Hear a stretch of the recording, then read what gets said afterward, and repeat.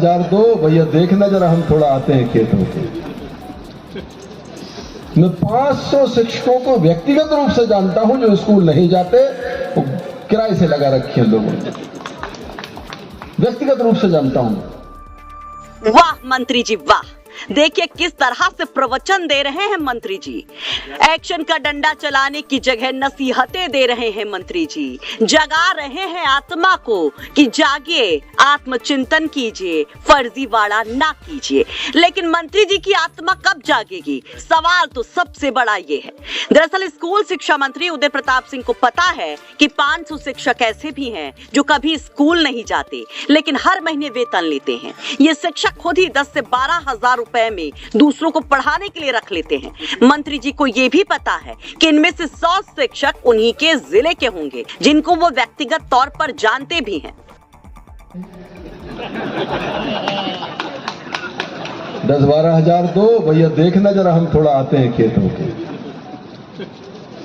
मैं 500 शिक्षकों को व्यक्तिगत रूप से जानता हूं जो स्कूल नहीं जाते, वो किराए से लगा रखे हैं लोगों ने, व्यक्तिगत रूप से जानता हूं। 100 तो मेरे जिले में ही होंगे। ये चुनौतियां हैं समाज की जिन पर हमको मनन चिंतन करना पड़ेगा। शिक्षकों की ऐसी धांधली पर मंत्री जी इन शिक्षकों को लेकर कह रहे हैं कि ये व्यवस्था कार्रवाई से नहीं सुधर सकती, ये आत्मचिंतन का विषय है। मुझे लगता है ये व्यवस्था कार्रवाई से नहीं बदल सकती, ये आत्मचिंतन का विषय है। और शिक्षक एक ऐसा वर्ग है जो बड़ा अनुशासित वर्ग है और स्वाभाविक रूप से हर जगह चीज लागू होती है। राजनेता, अच्छा राजनेता, बुरा राजनेता, ईमानदार राजनेता, भ्रष्ट राजनेता, जैसे अच्छा शिक्षक और कमजोर शिक्षक। तो इस तरह की चीजें मुझे लगता है ये उनको आत्मचिंतन करते हुए हमने उनसे अपेक्षा की है, क्योंकि बच्चों का भविष्य आपके हाथ में है, इसलिए आप कम से कम मुख्य धारा से छोड़ो और जिन ऐसी गतिविधियों से जो बच्चों के जीवन को प्रभावित करती हैं और उनसे आप दूर होकर वो बच्चों के बेहतर जीवन या मतलब उनकी शैक्षणिक व्यवस्था में आप लगो, और ये मुझे लगता है समाज के हर वर्ग पे लागू हो।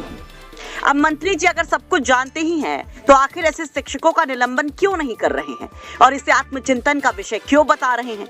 आखिर आत्मचिंतन कौन करेगा? वो शिक्षक जो खुद ही बच्चों के भविष्य के साथ खिलवाड़ कर रहे हैं।